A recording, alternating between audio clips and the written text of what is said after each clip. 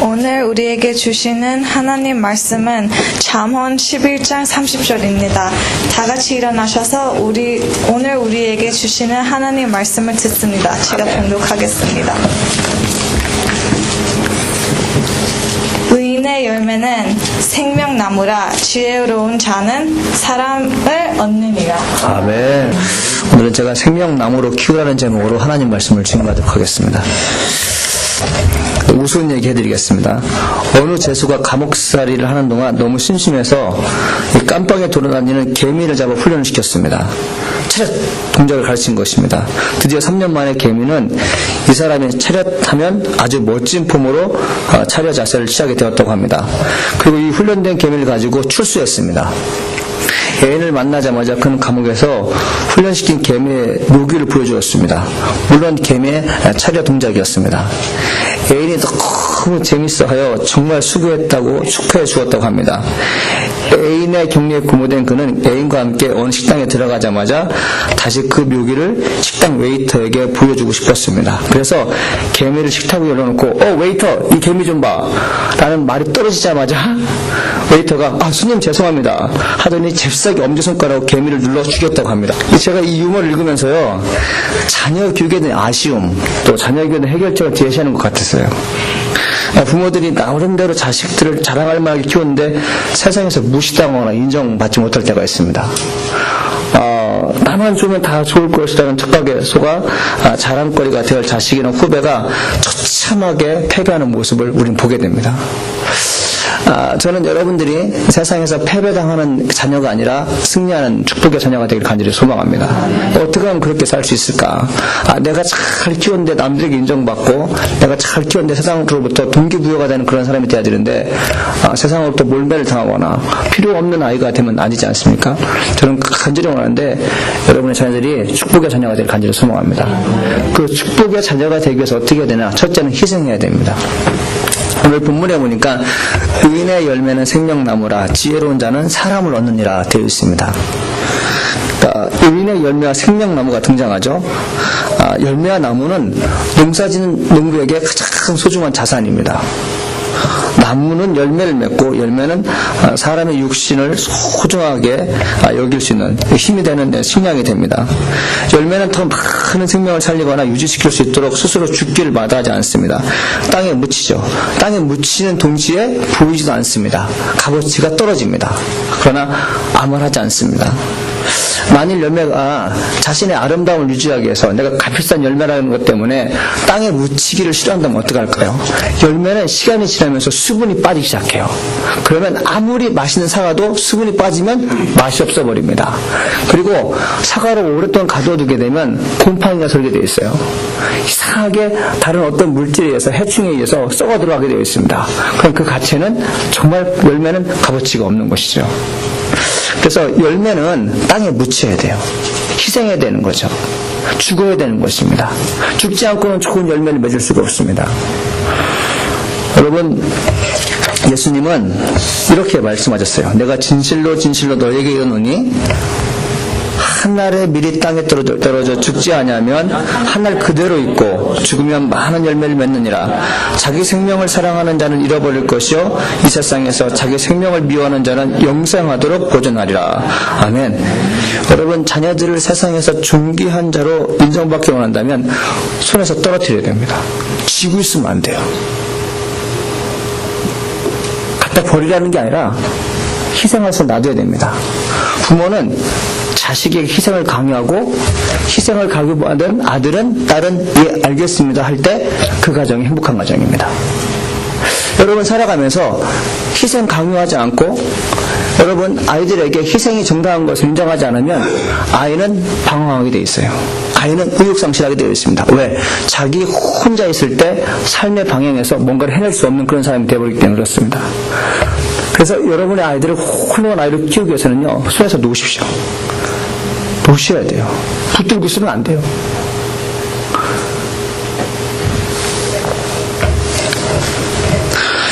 부모는 자녀들에게 희생을 강요하고 자녀들은 강요된 희생을 당연한 것으로 여길 때 생명나무가 될 수 있음을 명심하시기 바랍니다. 오늘 본문에 등장한 열매와 생명나무는 자연 속에서 발견된 나무가 아니에요.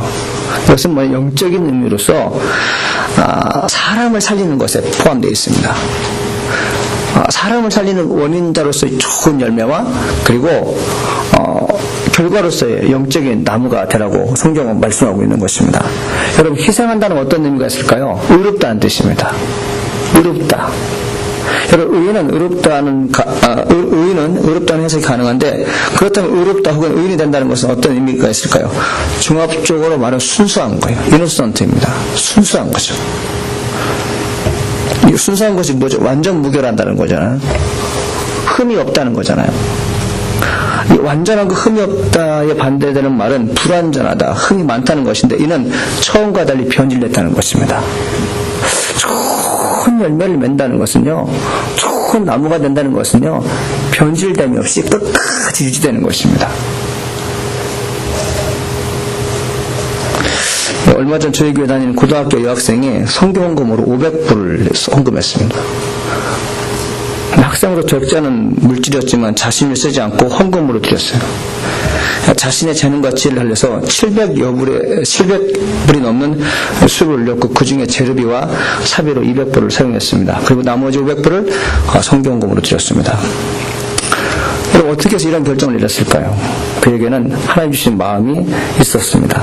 내 재능 살려 불쌍한 사람들을 도와주면 어떻게 성령의 음성을 듣고 마음이 움직인 것입니다. 500불의 사용처는 브라질에서 선교하는 선교사 자녀들을 위해서 사용되었습니다. 공부하고 싶은데 공부를 못하는 거예요, 선교사님 자녀들이. 한 달에 공부하는데 무려 500불이라는 성경금이 들어간다고 합니다. 두 아들이 있는데 하나는 학교를 안 보내요. 두 아이를 1000불이잖아요. 그래서 못 보내요. 그래서 한 해만 배를 타고 기숙사에 있는 학교에 보냅니다. 그리고 하나는 브라질에 있는 학교에서 공부하는 거죠. 이 500불은 그 아이가 한 달 동안 공부하는 게 아니라 어찌 보면 평생을 공부할 수 있는 자연군이 됐을지도 몰라요. 그러니까 그 500불이 그 사람을 살리고, 그 사람이 또 나중에 그 학생이, 그 어린아이가 또 누군가를 살리겠죠. 은혜 받은 자는 감사하게 되어 있고, 감사한 자는 은혜를 베풀게 되어 있습니다. 이 작은 500불은 그에게는 엄청나게 큰 거지만, 또 우리가 보기엔 작은 거지만, 이것은 정말 엄청나게 큰 거예요.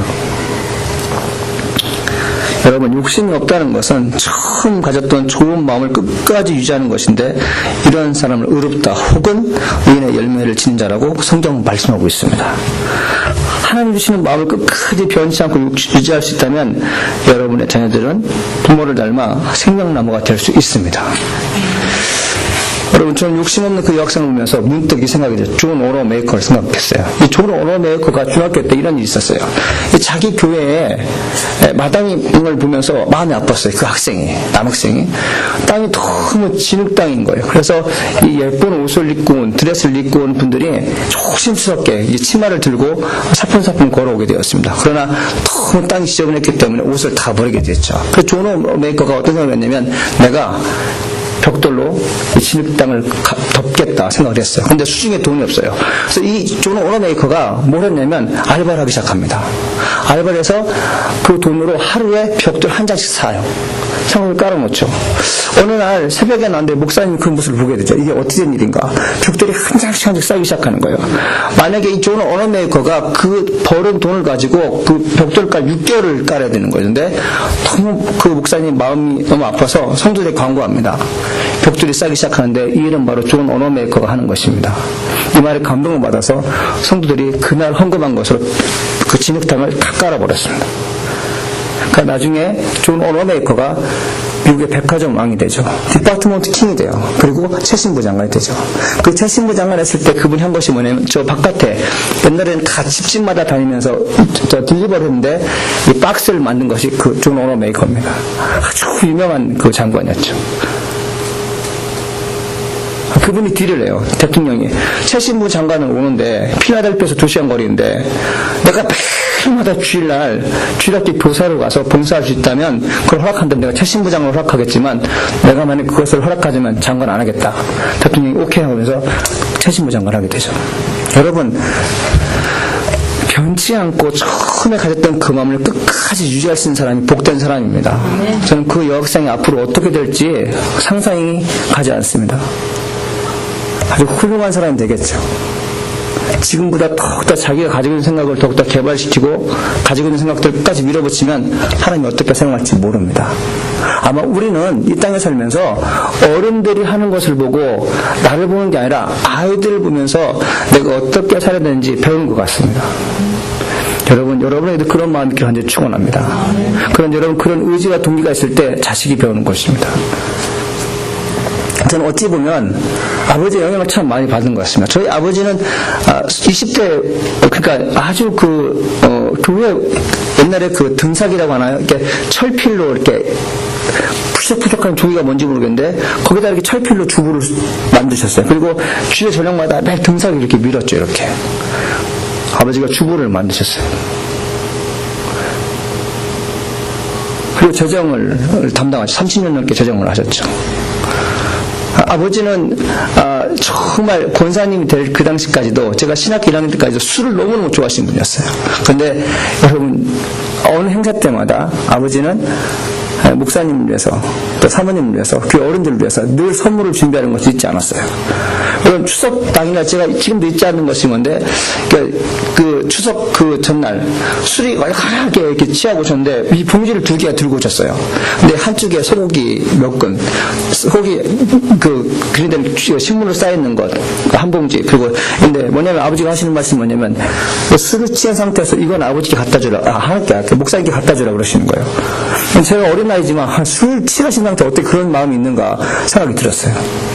여러분 힘들고 어려움에도 불구하고요. 여러분 방탕하는 그 상황 속에도요. 하나님을 의지하는 그 마음이 있다면 여러분 나중에 훌륭하게 쓰임받을 줄 믿습니다.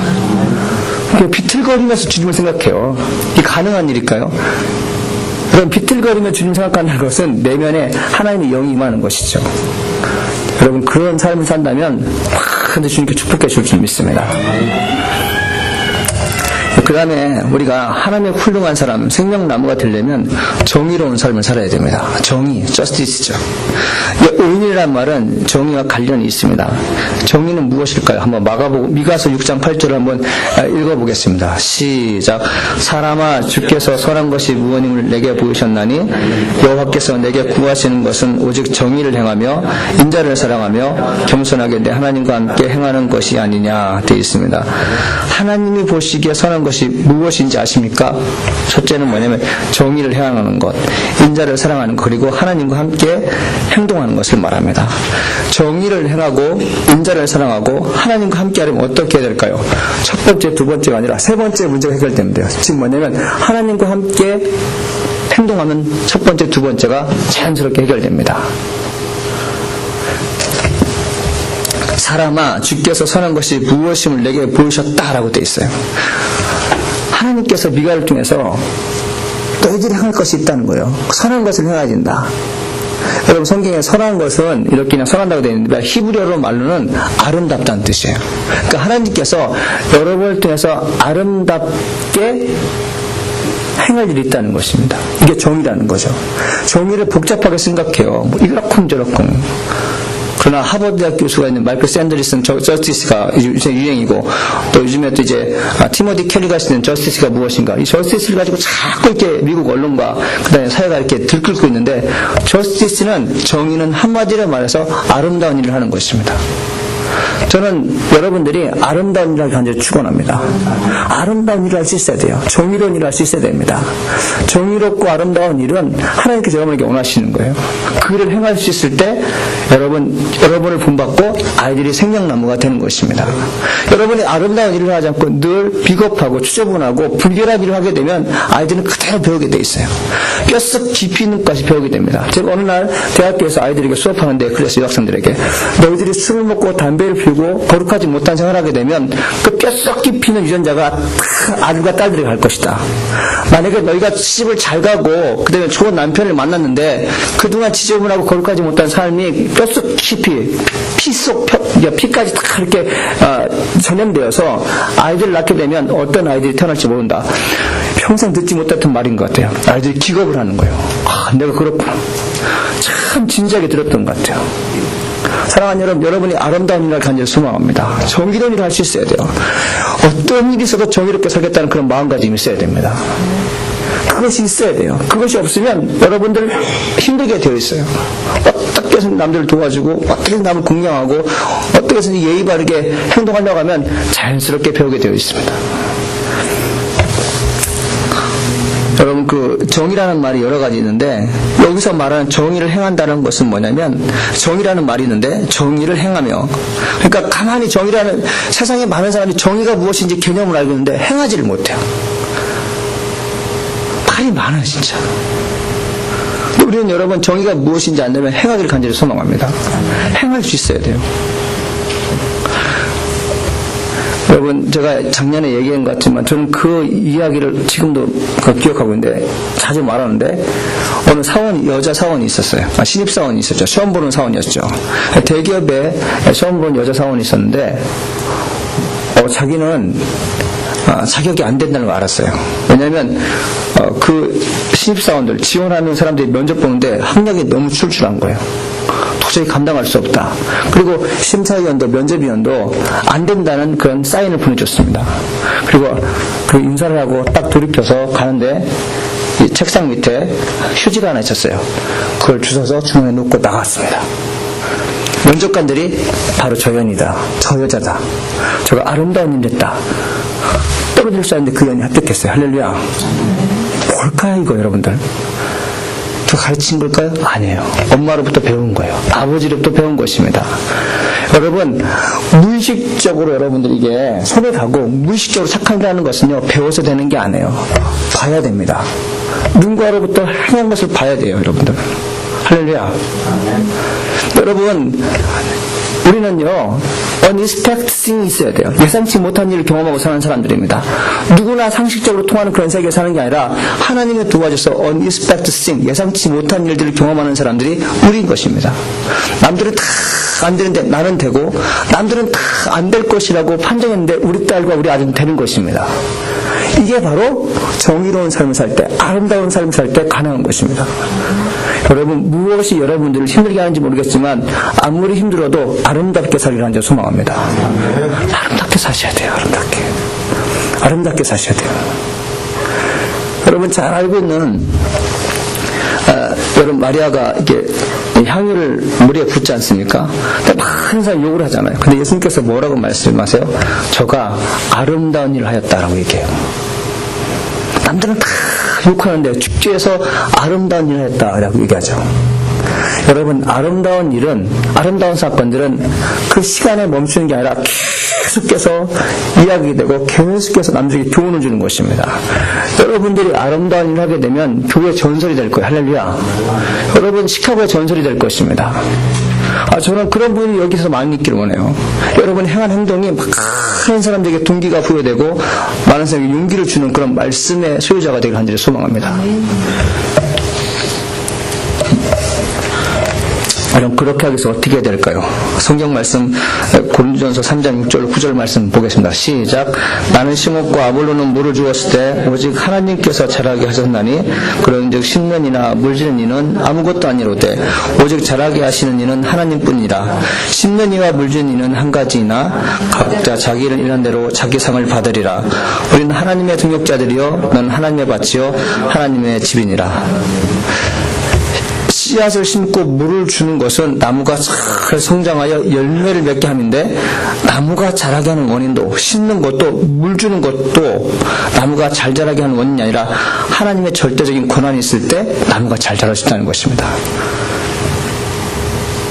여러분, 저를 좀 보세요. 하나님의 관계가 잘 정립된 사람들, 아까 미가에서 말하는 것처럼 하나님과 함께한 행동을 하는 사람들은요, 안 되는 것도 하나님의 뜻이라고 믿고 살아요. 믿으세요, 여러분들? 뭐 중요한 말씀이에요. 되는 것도 하나님의 뜻이고 안 되는 것도 하나님의 뜻이라고 생각합니다. 자기가 열심히 노력했어요. 안 되는 것도 하나님의 뜻이에요. 여러분, 자식을 위해서 여러 가지 투자를 합니다. 레슨을 받게 하고 과외를 받게 하고 돈을 막다하게 투자해요. 그런데 안 돼요. 여러분, 안 되는 것은 하나님께서 안 되게 하시는 것입니다. 근데 많은 사람이 안 되면 하나님 원망하죠. 안 되면 자기 부족함을 느끼죠. 내가 왜 이랬을까? 자식을 원망하고 나를 원망합니다. 그게 아니라 하나님께서 하시는 것입니다. 그래서 우리 마음 가운데 안 되는 것도 하나님의 권한이구나. 되는 것도 하나님의 권한이구나. 이걸 믿는 것이 매우 소중합니다.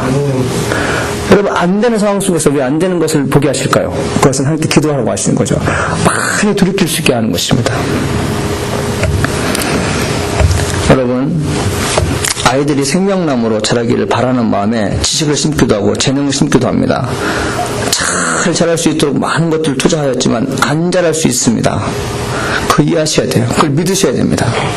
자기 뜻대로 아이들이 커지기를 바라는 것이 아니라 하나님이 원하시는 방향대로 자랄 수 있도록 기도하기를 간절히 소망합니다. 여러분, 최근에 그렇게 좋은 명문대학들을 우리 아들, 딸들 보내고 싶어 하잖아요. 저도 그런 고민이 있어요, 사실요. 이제 막 고민이 생기는 거예요, 이렇게. 처음에는 제 목회를 위해서 시카고에 왔는데 점점 가면서 아이들을 보게 돼요. 이게 그렇구나. 아버지가 된다는 게, 애들이 중학교가 되고 고등학교가 된다는 게 경험하지 못하면 모르겠구나. 왜 그렇게 엄마들이, 왜 이렇게 아버지들이 교육을 위해서 애를 쓰고 힘쓰는지, 그리고 그 아이들이 공부를 하게끔 자기가 뼈를 빠지는 고통을 감내하는 게 왜 그런지 조금씩 이해되는 것 같아요. 근데 여러분, 최근 통계에 우리의 마음을 아프게 하는 것이 있었습니다. 명문대학 들어가는 신입생 가운데, 프레시맨 가운데 4분의 1이 환자라는 거예요. 근데 4분의 1 환자 가운데 25%가 정신질환을 갖고 있다는 거. 우울증, 정신분열증.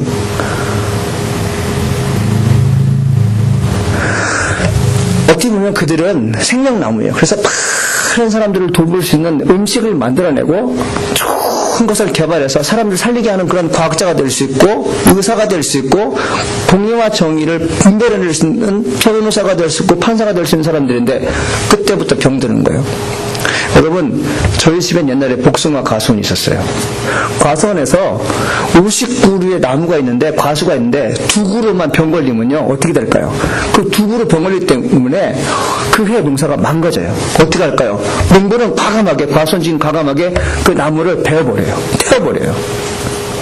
여러분, 우리 아이들을 잘 키웠는데 결과적으로 나중에 우울증과 정신분열증과 정신질환으로 힘없이 살고 있다면 그들은 어떻게 될까요? 고통 마음이 아픈 게 아니에요. 그 사람 때문에 그 주변이 다 혼란스럽고, 그 사람 때문에, 내 아이 때문에 그 주변이 힘들게 되는 것입니다. 그러면 생명나무가 될 수 없죠. 열매를 맺을 수가 없죠. 저는 여러분들이 정말 공의를 행해서 아름다운 일을 해서 여러분의 아들, 딸만큼은 세상에서 빛과 소금의 역할을 감당하는 훌륭한 인물 되기를 간절히 소망합니다. 그렇다면 여러분, 어떻게 하면 아이를 잘 키울 수 있을까요? 어떻게 하면 잘 키울 수 있을까요? 이게 오늘 키입니다. 오늘 제목이 아주 중요한 것이에요. C.S. 루이스가 세상의 마지막 밤이라는 책에서 예수 믿는 사람들, 그리스도인들을 이렇게 정의했어요. 잘 들어보세요. 그리스도인들의 큰 이점은 다른 사람보다 덜 타락했거나 타락한 세상에서 좀 비켜나 있다는 것이 아니라 자신이 타락한 세상에서 사는 타락한 인간을 아는 것이다. 돼 있어요. 크리스찬은 거룩하려고 애를 쓰는데 그거 아니라는 거예요. 너도 똑같이 세상을 같다는 거예요. 근데 뭐가 다르냐면, 내가 죄를 졌을 때 하나님께 기도하고 용서받을 수 있는 이점이 있다는 것이죠. 여러분, 우리가 살면서 부모님들이, 특히 부모님들이 죄를 많이 짓거나 가난하게 되면 아이들에게 할 말을 못해요. 왜냐면 이게 움츠러드는 거예요. 기가 죽는 거죠. 근데 C.S. 루이스가 하는 말이 뭐냐면, 절대 그러지 말라는 거예요. 힘들고 어려울 때 무릎 꿇고 기도해서 하나님부터 용서받는 거 아이들에게 보여주는 것이에요. 그리고 하나님께 기도하게 되면 어떻게 바뀌는지 보여주라는 거예요. 만약에 여러분이 살면서 그 죄인의 입장이고 가난한 자의 입장이고 아이들에게 떳떳한 부모로서 뭔가 표현을 못하게 된다면 아이들은 범죄하게 돼 있어요. 그러나 엄마가 무릎 꿇고 아버지가 예배하는 것을 보여주게 되면 아이들은 자연스럽게 의의 열매를 맺을 수가 있다는 것입니다. 저는 이 말을 듣고 되게 충격을 받았어요. 아, 그렇구나. 세상에 많은 부모들이 대학생 되는 자식들에게, 아니면 공부 잘하는 아이들에게, 아니면 뭔가 특출난 아이들에게 할 말을 못해요. 왜? 나는 너와 다르기 때문에 못한다는 거죠. 이거는 여러분, 마귀가 제일 좋아하는 거예요. 힘들고 어렵잖아요? 그러지 마세요. 전 여러분들이 자식들에게 뻔뻔하기를 간절히 축원합니다. 뻔뻔해야 돼요. 그냥 기죽지 마세요. 나도 죄인이었어. 나도 힘들어. 근데 내가 하나님께 기도해서 위로받아. 그리고 나도 힘들고 어렵지만 내가 주님께 기도해서 이렇게 잘 됐어. 너희들도 마찬가지야. 힘들고 어려울 때 기죽지 마. 하나님께 기도해. 그리고 가서 문제 해결 받아. 이것이 내가 너희에게 해줄 수 있는 유일한 것이 가장 큰 거야. 라고 자꾸 심어줘야 됩니다. 그럴 때 훌륭한 사람이 되는 거예요. 며칠 전에 보셨는지 모르겠지만 40 먹은 아줌마가 있는데 조폭 출신인데 70 먹은 할머니의 뺨을 때렸어요. 이렇게 막 욕을 하면서. 근데 할머니가 정신이 없었는데 하루가 지나도 자기 얼굴이 왜 부어있는지 모르는 거예요. 근데 어떤 사람이 그 동영상을 찍어서 경찰에 신고했어요. 그래서 그 40대 먹은 그 조폭 여자가 잡혔죠. 왜 이런 일이 벌어진지 아십니까? 용서가 무엇인지 모르기 때문에 그래요. 사랑받지 못하기 때문에 그렇습니다. 아름다운 일들을 경험하지 못하기 때문에 그래요.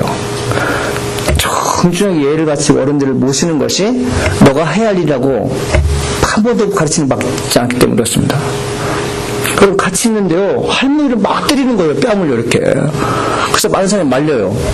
근데 그 말리는 아저씨들에게도 욕을 하고 나중에 운전수 아저씨가 나가라고, 당장 나가라고. 근데 나중에 경찰로 잡혀가죠. 사랑하는 여러분, 아름답고 정의롭고 이런 모든 일들은 배워야 됩니다. 봐야 돼요. 여러분, 생명나무로 성장할 수 있도록 아이들의 존재를 확실하게 심어주는 것은 어떤 것이 있을까요? 시편 기자는 다윗이 위대한 왕이 될 수 있던 이유를 기록하고 있습니다. 읽어보겠습니다. 시작. 주 여호와여, 주는 나의 소망이시요 내가 어릴 때부터 의지이시라. 그러니까 뭐요? 아이들에게 소망은 하나님을 의지하게 만드는 것입니다. 하나님을 의지하게 만드는 것이에요. 부모 대신 하나님을 의지하게 만드는 것이 지혜로운 삶이에요. 아이들이 하나님을 의지할 수 있도록 생각을 짜내는 것이 지혜이고 그 지혜를 사용했을 때 생명나무로 자랄 수 있는 것입니다. 성경에서 말하고 있죠. 지혜로운 사람들에게 가장 큰 혜택이 뭐예요? 사람을 얻는데. 사람 얻는 것입니다. 저에게도 아주 심각한 고민이 있었어요. 제가 아주 애지중지하면서 가장 젊었을 때, 가장 열정적으로 기도하고 가장 열정적으로 목회할 젊었을 때, 중고등부 아이들 가운데 한 명은 여학생이고 한 명은 남학생인데, 한 명은 신학을 하지만 보통 전도사의 냄새가 안 나요. 목회자의 냄새가 안 나요. 내가 잘못 키웠나? 너무 마음이 아픈 거예요. 한 여학생은 지금 사연인데 교회를 안 다녀요. 뭘까? 근데 공통점이 있어요. 그 아이들에게는 부모님들이 예수 안 믿는 사람들이에요. 이제 겨우 시작한 사람이죠. 그들에게 준 시련인가? 무엇인가? 제가 고민하기 시작해요. 그들이 하나님을 의지해야 되는데 하나님을 의지하지 않고 있죠. 여러분, 성경은 말하고 있어요. 여러분이 지혜로우면 사람을 얻습니다. 아들 나무 안 줘요. 딸 내 것이 됩니다. 근데 지혜롭지 못하면 딸 잊어버리고 아들 잊어버리는 거예요. 자녀를 잘 양육하려면 어떻게 될까요? 리포먼드 신학대학원 월창선 주열 비커 박사가 쓴 하나님의 약속을 따르는 자녀 양육이라는 책에서 지혜로운 부모가 되어 생명의 열매를 맺을 수 있는 자녀를 키울 수 있는 방법을 소개하고 있습니다. 23챕터로 되어 있는데 9장이 경건을 훈련시켜라로 되어 있습니다. 거기에서 제가 경건 훈련이 세 가지인데 지적 훈련, 사회적 훈련, 그리고 육체적 훈련이 있는데 제가 지적 훈련에 대해서 한번 소개하겠습니다. 이 지적 훈련도 7가지인데 스크린에 있어요. 저쪽. 자, 여기 보면 첫째 읽어보겠습니다. 시작. 부모는 가정에 있는 정보 전달 매체를 통제해야 한다. 이것은 뭐냐면 스마트폰, 그리고 컴퓨터, 인터넷 통제해야 한다는 것입니다. 둘째 시작. 부모는 전제 매체의 단으로 자녀들에게 좋은 읽을 거리를 제공해야 된다. 그러면서 조엘 박사는 부모에게 묻습니다. 뭐라고 묻냐면 시작. 집에 책이 있는가? 그 책들을 읽는가? 자녀들 읽는가? 자녀들에게 책을 읽으라고 권하는가? 그들과 함께 책을 읽는가? 특히 어린 자녀들과 함께 책을 많이 읽는가? 하는가? 종종 서점에 들려 자녀들의 생각을 풍요롭게 하고 마음을 공유할 수 있는 책을 구입하는가? 이거라는 거죠. 대중 매체의 대안으로 아이들에게 흥미거리를 주시는 것이 무엇인가 찾으라는 것입니다. 여러분, 이게 힘든 거예요, 사실요. 너무 힘든 것이에요. 여러분, 부모님이 책을 안 읽는데 어떻게 아이들 공부 잘할 수가 있어요? 여러분, 만약에 여러분이 공부를 안 하고 책을 안 읽는데 아이가 공부 잘한다는 것은요, 하나님의 전적 은혜인 줄 믿습니다.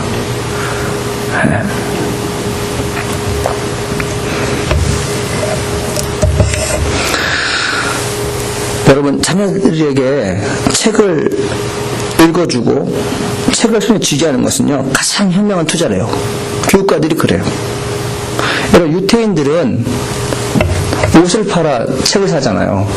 근데 한국 사람들은 전통하면서 책을 팔아서 옷을 사고 책을 팔아 떡볶이를 사 먹어요. 이러면 안 돼요, 여러분. 여러분, 제가 여러분에게 부탁하는데 집에 있는 좋지 못한 장식품들 다 치워버리세요. 여러분, 그것이 여러분의 삶을 어렵게 만들고 어지럽게 만드는 것들이에요. 여러분, 아이들에게, 여러분, 유태인들은 하나 공통점인데 뭐냐면 아버지의 서재가 있다는 거예요. 아버지 방에는 책상이 있어요. 공부 엄청 잘해요, 걔들요. 따라갈 수가 없어요. 서재가 있고 아버지 책상이 있어요. 공부하는 모습 보여주는 것이고 언제나 책을 뺏어갈 수 있는 것이죠. 난 여러분들이 집집마다 조그마한 서재 하나 만들어놨으면 좋겠어요. 제가 저번에는 기도의 방 하나 만들어놨으면 좋겠다 칼럼 썼고, 이번엔 말씀 중에서 자그마한 서재 하나 만들어놨으면 좋겠어요. 참 기퉁이에 여러분 그냥 이게 뭐죠? 디스플레이로 우리 집은 무식한 집안 아니야라는 것을 보여주기 위해서 조그마한 그 책장, 조그마한 책꽂이 하나 만들어놨으면 좋겠어요. 그럼 하셔야 돼요, 여러분들. 할머니로서 집안에 아들이 없으면 손자를 위해서 해야 됩니다. 만들어 놓으셔야 돼요. 여러분, 교양 있는 사람들은 집을 방문했을 때 식탁이 화려하고 집안이 큰 걸 보지 않습니다. 교양 있는 사람들은, 배운 사람들은 집에 책 있느냐 없느냐 보게 됩니다. 그러나 교양 있는 사람들은 교양이 있기 때문에 그거에 대해서 지적하지 않는 것이죠. 그러나 교양 있는 사람은 워낙 교활하기 때문에 밖에 나가서 욕을 하게 됩니다. 그래서 교양 있는 사람들이. 그래서 무서운 거예요, 교양 있는 사람들이. 한번 해보세요, 여러분들. 한번 해보세요. 그냥 하는 거예요, 이렇게. 그러다 보면 이제 순위 가게 되죠.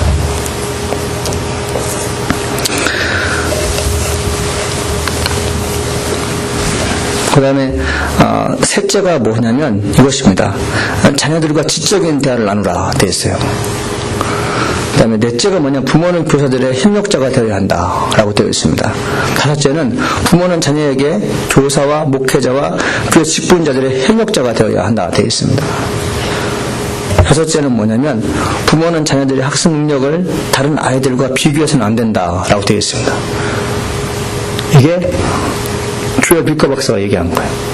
자녀들 다른 게 비교하지 말라는 거예요. 왜 그런가 그랬더니 그렇다는 거예요. 본인의 아들이 열심히 공부했는데 B 나온 거예요. 근데 다른 아이는 열심히 공부하지 않는데 A 나온 거예요. 그럼 누가 칭찬받아야 돼요? 열심히 했는데 점수 안 나고 칭찬받아야 돼요. 근데 우리는 결과만 놓고 얘기하죠. 비교하지 마세요, 여러분들. 그 다음에 일곱째는 뭐냐면 겸손히 마음에 새기지 않는 지식은 자녀들을 교만하게 할 뿐 아니라 그리고 그들이 방종하게 된다 이렇게 되어 있습니다. 이 말은 어떤 뜻이냐면 우리 자녀들에게 가진 능력과 힘과 재능이 모두 하나님에게서 비록되었다는 사실을 일깨워 주는 것만큼 중요한 것이 어디 있겠습니까? 하고 얘기해야 돼요. 내가 공부 잘하고 내가 능력 있는 것이다. 어디서부터 시작돼요? 하나님께서 그렇게 하셨다는 거죠. 한번 읽어볼게요. 시작. 누가 나를 남달리 구별하였느냐? 내게 있는 것 중에 받지 아니하는 것이 무엇이냐? 내가 받았은즉 어찌하여 받지 아니한 것 같이 자랑하느냐? 라고 되어 있습니다. 자녀가 특별하게 공부를 잘하거나 음악을 잘하거나 놀기를 잘하거나 그리고 운동을 잘한다는 것은 뭐냐면 하나님께서 능력과 총명을 주신 것 때문에 가능하다는 것이죠. 그래서 하나님께 감사해야 된다는 것입니다. 여러분, 우리 이 훈련 시켜야 돼요. 하나님께 감사하는 훈련을 시키게 되면 그 그 아이는 부모에게 감사할 수 있습니다. 예의를 갖출 수가 있어요. 그러나 만약에 모든 게 자기 마음대로 사는 인생들은요, 자기의 영광을 남들에게 돌리지 않고 하나님께 칭송하지 않고 그런 아이들은 다 자기 본의 위주로 살게 되어 있습니다. 그러나 여러분이 만일에 그 아이들을 향해서 너 이렇게 공부를 잘하는 이유가 뭐니? 할머니 때문에 그래요. 할아버지가 기도해 주기 때문에 그래요. 하나님 내게 능력 주시기 때문에 그래요. 나는 별로 한 게 없어요. 이렇게 말하는 아이들은요, 놀랍게 쓰임받지만 그건요 그냥 내가 어쩌다 해보니까 잘 된 거예요. 그냥 공부 별로 어렵지 않대요. 여러분, 그 아이는 별로 어렵지 않기 때문에 그냥 사는 것인데 진짜 어려운 일 나갈 때 아무것도 못해요. 네, 진짜 어릴 때 아무것도 못해. 아까 집사님과 어때 몇 마디 얘기 나눴지만 지금은 그냥 다 만만하게 보이는 거예요. 참 만만하게 보이는 거예요. 여러분, 교수 세계가 얼마나 어려운 줄 아십니까? 교수는 보통 한 주에 15학점을 가르칠 수 있어요. 15시간을 가르쳐요. 15시간만 가르쳐도 월급이 나와요. 예, 그냥 나와요. 뭐라마 하루에 일주일에 15시간만 가르치면 월급이 수천만 원 나와. 한 달에. 그래서 공부하라는 거예요. 별거 아니에요. 근데 학점이 높아지잖아요. 3시간, 6시간씩 공부하잖아요. 만약에 15학점 말고 6학점을 해서 20학점이 넘어가잖아요. 그러면 한 달에 벌어온 돈이 10,000불이 넘어요. 이거 싸우는 거예요. 근데 처음에 교수생활 하게 되면 다 됐다 생각하는데 들어가면 또 다른 어려움이 있는 거예요. 그러나 초보자는 그걸 몰라요. 여러분, 세상에 쉬운 게 없습니다. 지식은요, 사는 게 아니에요. 습득하는 거예요. 어렵게 모으는 것이 지식입니다. 지혜입니다. 그러기 위해서는 여러분들 하나님 말씀을 내 마음에 심어야 합니다. 심은 것은 반드시 심을 통해서 혹은 이를 통해서 결실을 보기 때문입니다. 예화 하나 하고 마치겠습니다. 그러니까 구한말의 1제 말기에 한국에서 선교활동을 하던 윌리엄 뉴트 브레이 목사는 그에 적어서 정금 같은 신앙에서 이런 글이 있어요. 한국은 세상에서 가장 아름답고 기름진 나라들 가운데 하나라고 말하고 있어요. 지와 자원, 특별히 석탄, 철, 그리고 13도 어디에나 금이 풍부한 나라라고 말하고 있습니다. 그래서 이웃 일본이 강제로 한국을 병탄한 실제적인 이유는 과잉 인구 때문이 아니라 이 지와 자원을 뺏기 위해서 나라를 점령했다고 얘기하죠. 목사이면서도 불구하고 드물게 한국과 금의 관계를 기록하는 것입니다. 근데 그때 한국은 금이 많음에도 불구하고 돈이 없어서 채굴을 하지 못해요. 그래서 사금을 키지 못합니다. 그래서 광산을 다 일본에게 뺏기죠. 근데 윌리엄 목사님이 뭐라고 말하냐면 한국은 금보다 더 귀한 게 있다는 거예요. 그건 뭐냐면 한국 사람들의 마음이 금 같다는 거예요. 기독교 복음을 잘 받아들인다는 거죠. 여러분 보세요. 이거는 별로 안 비싸잖아요. 이게 금이라고 생각해 보세요. 이거 쏙 집어내서 뚜껑을 달고 팔아본다고 생각해 보세요. 비쌀까요? 쌀까요? 금이기 때문에 비싼 거잖아요. 이건 내용물이 안 비싸도. 집어넣고 딱 닫아놓고 팔면요, 이건 엄청나게 비싼 그릇이에요. 근데 이렇게 비싼 한국의 마음에 복음의 씨앗이 들어간 거예요. 할렐루야. 그러니까 생명을 살리기 시작하는 것이죠.